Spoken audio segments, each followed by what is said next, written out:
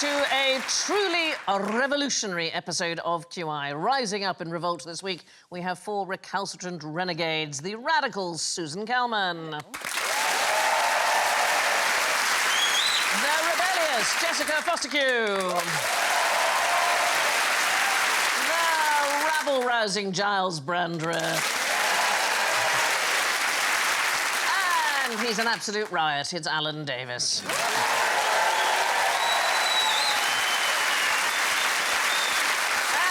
Buzzers are really revolutionary. Susan goes. Nice. Jessica goes. Yeah. Like that? That's I think a banger. that's rather fine. Gyles, a bit of a headbanger, maybe.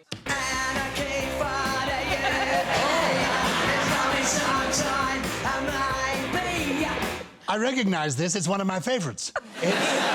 It's the Sex Pistols. Yes. And once in the 1980s, I met... It's true, I met Johnny Rotten. Did you? At the Midland Hotel, Manchester. I went up to him and I said, "Oh, Mr. Rotten, I'm so delighted to meet you." And he said to me, "Fuck off."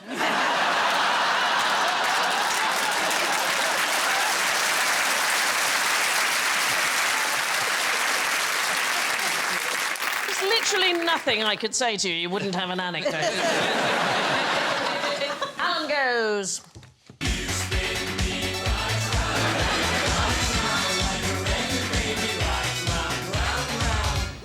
Here's question 1.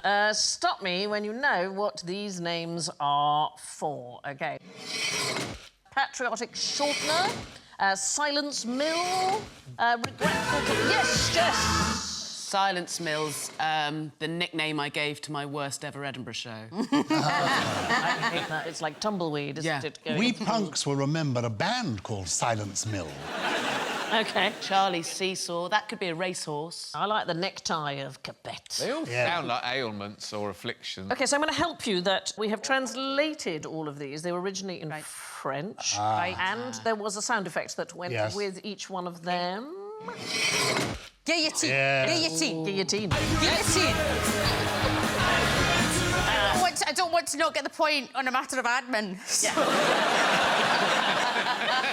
So in French, they were absolutely fantastic. The patriotic shortener was Raccourcement Patriotique, Silence Mill Moulin à Silence, and the regretful climb Mont à Regret. All nicknames for the guillotine used in the French Revolution.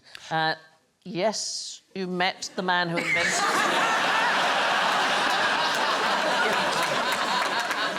I remember it well. I was in Paris. He told me to fuck off. I do have a personal interest in the subject as it happens. Oh, why is that, my But darling? before I get to that... Yes. Let me tell you what little I know about the guillotine. The guillotine. Le guillotine. Yes. Do we get bonus points for this information, or am I just wasting time? My recollection is... Yes. But we're going back a bit. It's the French Revolution. It's the French Revolution. It's the French Revolution. That when I was at university, one of my subjects was the French Revolution. Oh, right. And as I remember, the guillotine was named after a man called Guillotine, and he wanted a nicer way of killing the enemies of the revolution. Right. And so he was actually meaning it in a kind way. Yeah. So I think that's who Guillotine was. Yeah. But I know it went on for years and years and years, because in 1977, I went to Paris for the last use of the guillotine.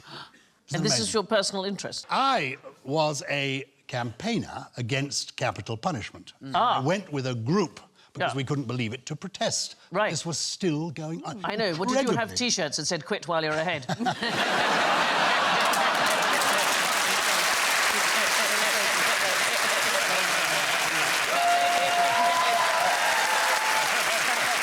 I was at university in the 1960s, so this is a long time ago, but in 1968, obviously, I was in Paris trying to foment, in my pre-punk period, Yes. the revolution in France at the time. When I was at university, I was simply trying to get laid. I'll be very honest. I wore lots of corduroy and tried to look intelligent. But sadly, the ruse did not work. Corduroy, that'll do it for you. I had one of those sweaters with leather patches on Oh, the nice. elbows, a little pipe. I thought it looked good. Anyway, so it was named after Dr. Guillotine, and in fact, his family hated this association with the name, and they constantly petitioned the French government saying, please call it something else, please call it something else. And in the end, they changed their name because they got so fed up with it. Perhaps it was Gillette. Yes. There is a rumour that he was killed by his own apparatus. It is not true. In fact, he died from an infection on a carbuncle on his shoulder. So I know that. What's a carbuncle? It's not pleasant. Don't get one. Well, a nice carbuncle at the end of the night, though, that can warm you up. That's possibly the most tragic thing you've ever said. Got to lift home, we can have a carbuncle. Oh, yeah. I hear you're trying to get laid, is that right? So the person who did the very first guillotining, he was Louis XVI's executioner. He was a man by the name of Gyles Henri Sanson. He was the fourth out of 6 generations of executioner. He executed nearly 3,000 people. He was a celebrity because he was France's executioner. And his uniform that he used to wear, which was sort of striped trousers and fancy hat and an overcoat, became a very fashionable look for men. What do you think women might have worn to celebrate? Corduroy. Women wore guillotine-shaped earrings. And what sort of unpleasant? That's the king and queen's head below. Oh. That's weird, right? I think I might quite like them. Yeah. They do well at Topshop. Yeah. Anyway, he was supposed to pass on the job to his eldest son, Gabriel. Gabriel died, unfortunately, while he was helping his father with an execution. He slipped on some blood and fell off the scaffold. Oh. They didn't feature any of this in Carry On, Up the French Revolution. A wonderful film with Kenneth Williams That as was Le Grand marvellous. Fromage. Yes. From oh, I want to watch that again now. You never see them anymore. They used to be on all the time. No, they're on ITV2. If you watch television in the afternoon, if you've got no job, self-employed, sorry, if you're self-employed... They do some wonderful programmes. Do they? And I do the voiceover for one of the commercials.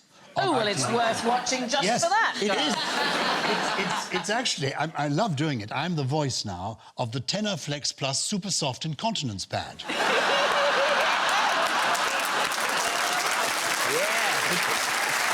Someone's got to do it, Giles. It tells us something about the ITV2 audience, I think. Yes. And the joy is you can watch all the Carry On films right through the afternoon and evening without needing to leave the sofa. Who is the woman associated with the French Revolution? Madame Tussaud, because she took facial masks, didn't she? Death masks of the people. It's an extraordinary story because she was the art teacher and indeed a waxworks modeller for the sister of Louis XVI. And so she was seen to be a royalist and her head was actually shaved in preparation for execution. And she was saved by a leading revolutionary who had been friendly with her before. And she was made to do the people's likenesses. And then she was asked to come to Britain to show them and was going to go back to France but had to stay because the Napoleonic Wars started and she wasn't able to return. Who are these two? So this is the King and Queen. Those are actually the King and Queen of France. It's Marie Antoinette and the King, yeah. Or the waxworks of them. The waxworks of them. Now, Giles, I thought when you said you have personal experience of this that you were going to mention going to mention. family connection. This, seriously, is how I became really interested in this subject of the guillotine and executions. Because my forebear, Jeremiah Brandreth, was a revolutionary and the last person to be beheaded in this country for treason. I think we have a picture, actually, of Jeremiah. There he is. Part of the Pentrick Martyrs. 1817. He was a revolutionary. He began as a Luddite. He realised that the Industrial Revolution was going to make people lose their jobs. He was determined to overthrow the government of the day. And anyway, he led this revolution up in Derbyshire. He was known as the Nottingham Captain and was arrested, put on trial, and was not just hanged, but he was then beheaded because he was a traitor. Because they wanted to show the head. I mean, I think he was already dead by the time he was beheaded. Now, we were trying to see the family likeness in this, so we've done a little bit of photoshopping just to see how that would look. So there you are. Uncanny. Uncanny. I do think, darling, if you were ever beheaded, just as they lifted the head up, you'd be going, I've got one more story.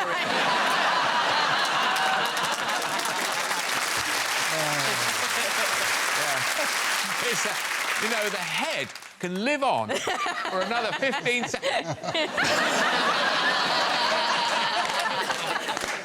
Now, what would you have to do if someone read you the Riot Act? It's an actual thing. They would go to the scene and read the Riot Act. They literally read it out. Technically, you had an hour to disperse. Right. Once it had been read out. So it was introduced in 1715. To clear crowds. To clear the crowds out. These are the actual words of the Riot Act.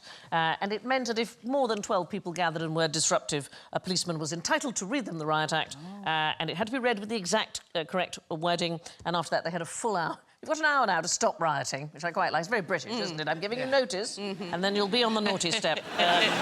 We don't have it anymore. It was repealed by the Criminal Law Act of 1967. In fact, the last attempted reading of the Riot Act was in, have a guess, anybody? Which city in this country? Manchester. Glasgow. Oh. 1919, but the policeman couldn't get through it before somebody took the page from his hand.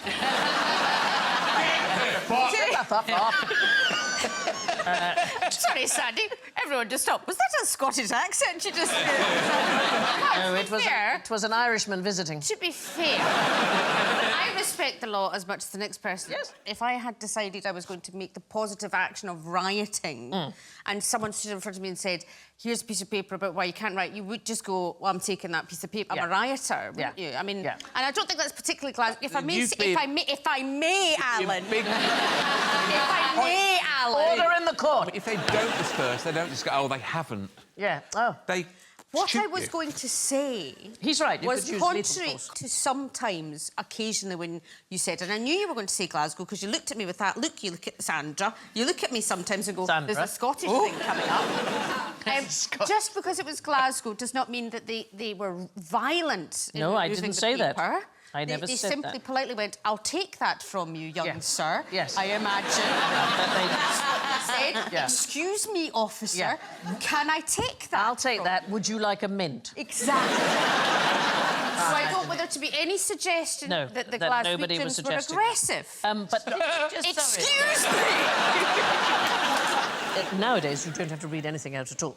If 12 people or more are present and they cause any kind of violence, then... It's quite challenging for middle-class people to start riots, as I've discovered. Well, you've got to wait in. You've got to wait in for your white company order. I mean, there's an awful lot to do. Yeah. In Paris, when I was trying to take part in the 1968 riots, we didn't know what to do. And, well, no, we didn't, because we were nice university people. We'd gone over to help with the rioting. And they were instructing in French. Well, I was studying the French Revolution, so my French was reasonably OK. And they advised us what we were to do. And it was to knock the policeman's hat off. And apparently, knocking hats off goes back hundreds of years as the way riots are started. I think, to be fair, if I had gone to the effort of wearing one of my hats, of which I have many, because I believe a lady with a hat is a very astonishing figure. Is it made of corduroy? The list of impediments to you getting shagged goes on.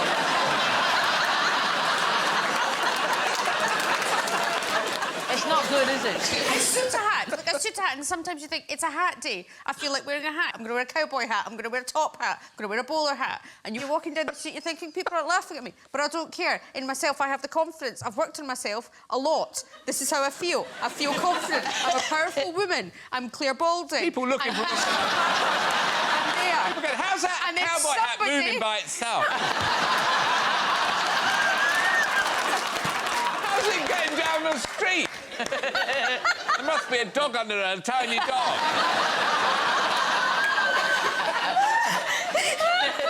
That dog's never going to get shagged wearing that.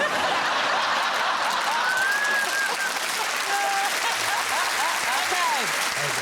We're moving on. We are moving on. Now, here's another kind of revolution. Why doesn't your house have revolving doors? Yes, my darling Gyles. My house does have a revolving door. It always has. It's a family house. It's a tradition. Yes. Because one of my forebears invented the revolving door. I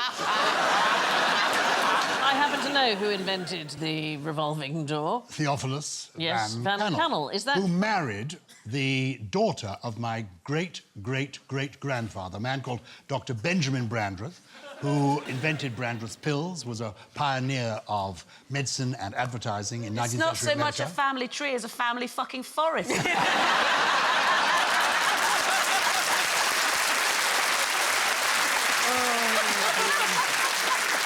You're related to Theophilus Van Cannel, Of course the he inventor. is. Dr. Brandreth had 13 children, including 10 daughters. Yeah. And he was hugely wealthy, and he married them off very well. He also was a friend of P.T. Barnum, who was a friend of this man who invented the revolving door. So at home, the point is, Yes. we love it. It's been so useful recently. You know, we only want to self-isolate. We Yeah. can have 3 of the family actually in the door. Is the reason we don't have them on our homes because of too many terrible pet deaths? No, it's just the house isn't big enough and we don't get that many visitors. They're very good in a tall building because what they do is they let much less air into the building and it avoids what's called the chimney effect. So what happens is cold air can be sucked in at the bottom when a door opens and warm air rises up through the building, and the use of a revolving door stops that. It's also more energy efficient. But weirdly, people tend to prefer to use a swing door when they can. They don't seem to like I like them. to use revolving doors and pretend to be Wonder Woman. Because that's a change sometimes, and Superman did the same thing. And sometimes if you're feeling fancy when I'm in London where there's more revolving doors available, I'll just go in a building and then come back out and pretend to be Wonder Woman. I'll just do it. What I have to do is it's because I carry a suitcase with me all the time and I trip over the suitcase. That's the problem. I've got a suitcase that's bigger than me and it makes revolving doors quite difficult. But you just have to do it because then people look at you like you can't do a door. Why don't you get out of the suitcase? Yeah. Carry it through the door and then get back in. Much better. Or get 2 little leg holes cut. How's that suitcase moving along the road? Now, for a question about roulette. OK, I will give you 10 points to gamble on the next roll of this wheel. I can tell you that these are all black. These are the last ones that have come up, the last 5. What would you bet on now? Would you bet on black or red? I think it doesn't matter.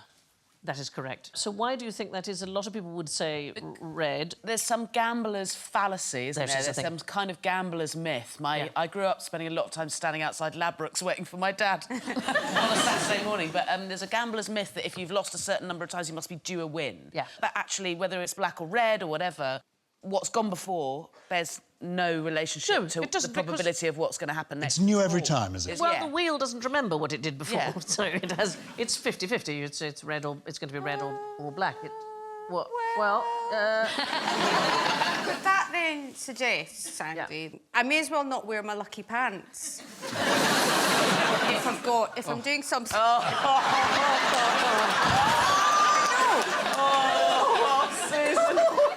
Give up. No, today, for example, Andy, because I enjoy QI and I want to do well to impress you, I'm wearing my lucky pants. Right. If what you're saying is correct, about the fact nothing matters, I may as well not bother wearing these pants that I've had for 20 years. I can't believe that the lucky pant fallacy has finally come clear to you. And I think corduroy against the screen is right. Yes. You don't need pants, do you, Giles? Not at all. I'm afraid it is pretty much a 50-50 bet. Does it matter? No, I'm so sorry. Although it's not quite a 50-50 bet because there is also a 0, and that is how they actually make their money in the casinos. But you're absolutely right, darling, the gambler's fallacy. If the wheel has landed on black 6 times, 85% of people will bet on red. I'm not allowed in casinos. Can I tell you why I'm not allowed in casinos? You can't see over the table. No, it's not. You keep falling into the roulette wheel. I went on a... How's that Stetson going round and round and round that wheel? It was my first time in a casino, like a proper casino. I had a credit card for the first time, and I ran up £10,000 in 6 hours. No. I mean, I was very young and I was very stupid and I was quite drunk. And after that, I decided I liked it so much I would never go back into one again because I loved every single second. They gave me lobster, they gave me beer. I thought it was amazing. Wow. I've only once played roulette, and in extraordinary circumstance. It was quite recently. My wife and I went for a wedding anniversary to Barbados. We were on the beach, sun was setting, wonderful golden sand, and this little old wizened lady came teetering along the beach towards us, and it wasn't until she got to about here that we realised it was actually Mick Jagger.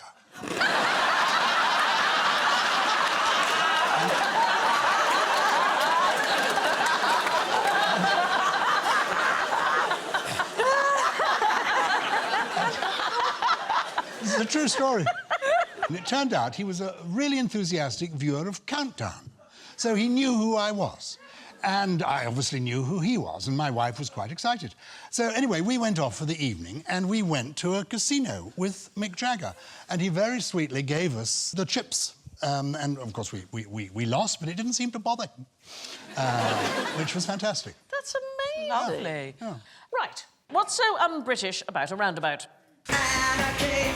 Yes, darling. It's French. Yes. Ah. You will French. not be surprised to know that is a family story. Yes, Charles. One of my forebears was married to the Emperor Napoleon III of France, OK? The Emperor Napoleon III of France, in exile, lived in Southport. And this is true.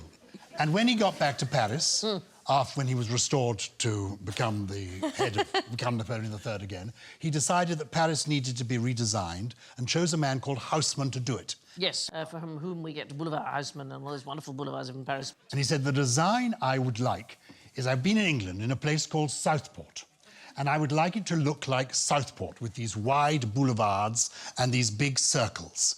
And that is why Paris looks like Southport. Yes, but the actual roundabout was the invention of a French town planner who was called Eugénie Hénard at the turn of the 20th century. Haussmann had lots of people working for him, and...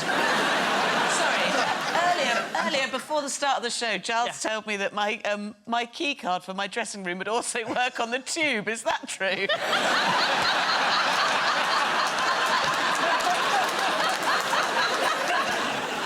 I mean, so Haussmann did do a marvellous job in making the big boulevards, but the actual, what's called a carrefour giratoire, the roundabout, was a French town planner who otherwise is, I think, not really known. And so in 1907, British researchers were sent to observe it, and they copied it, and they installed the very first... Yes, darling? You're going to find this almost impossible to believe. My father, this is getting really close now. Yes. My father was the legal advisor to the Automobile Association. Right. And a friend of Ernest Marples, who was the transport minister in the 1950s or 60s. My father went with Ernest Marples to help him open Britain's first roundabout in Letchworth, Newtown. You are absolutely right. Thank you. Thank you. True.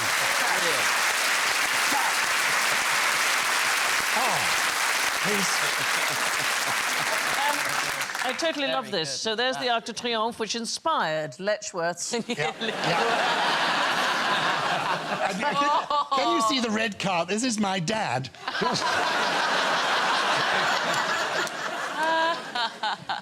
Now, it's time to take a turn for the worse as we enter the head-spinning round that we call General Ignorance. Fast as we can, please. Fingers on buzzers. What can you put on your fish and chips in a chippy?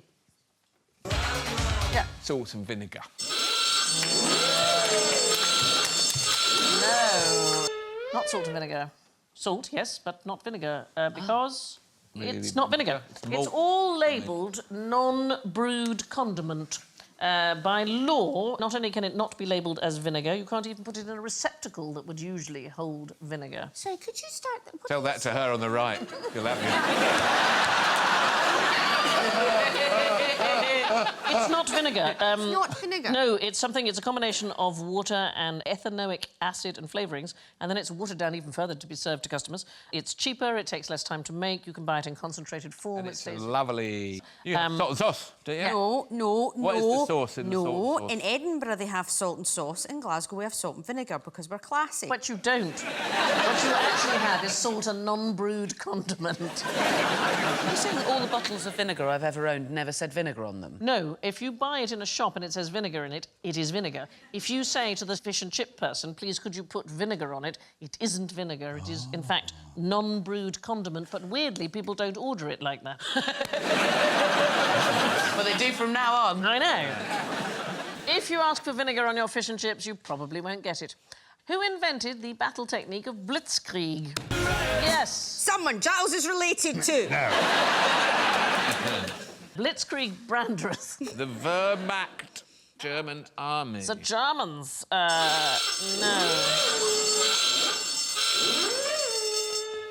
The French. Russians. British. British. It was us. It Yes, was us, it's pretty a much. It was British us. We named it. So it is a German word, Blitz, lightning and Krieg, war. Very rarely used in Germany in the 1930s and 40s. Definitely not used by the German leaders when the Blitzkrieg actually happened, when they invaded Poland in 1939, France in 1941. In fact, Hitler called it a completely idiotic word, ein ganz blödsinniger Wort. It's not often I quote Hitler. In fact, the Germans, the success of the Blitzkrieg completely surprised them. They thought it was rather a miracle. But it wasn't any new innovation. So what happens is there are short, sharp attacks on the ground with armoured vehicles, and then the air support comes in behind and kind of finishes things off. Lots of tanks and lots of peaceful, undefended villages. That's it. But this kind of tank and aircraft warfare it had been evolving since World War I, so it was not really a new thing. But the British and American press, they decided the advance by the Germans, which surprised everybody, including the Germans, had to be a revolutionary new kind of warfare. So they claimed that the man in charge of commanding the mechanised troops, General Heinz Guderian, was the father of the Blitzkrieg. And so lots of publicity in the press, and in the end, the soldiers on the ground were using it. But it was not a German invention at all. It was...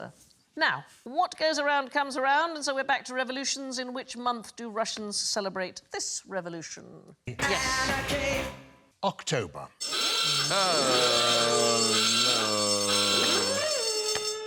So it is called the October Revolution, you're absolutely right, but it isn't celebrated in October, it's celebrated in November. Why might that be? Because it's my birthday and everyone has a party on my birthday. Oh, did they shift the calendar? They did shift the calendar, that's exactly it. So Russia was still using the Julian calendar, which was 13 days behind. The Bolsheviks under Lenin revolted on October the 24th and 25th, but it was, according to the rest of Europe, November the 6th and 7th. That's my birthday, November the 6th. Is it? Yeah. Lenin, Lenin would have been so pleased. Is that...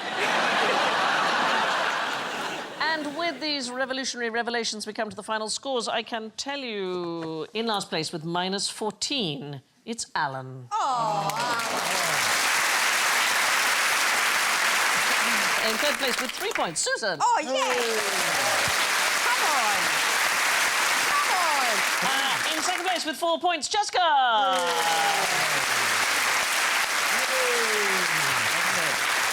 And with 5 points in first place because he is related to the man who invented first place. Giles!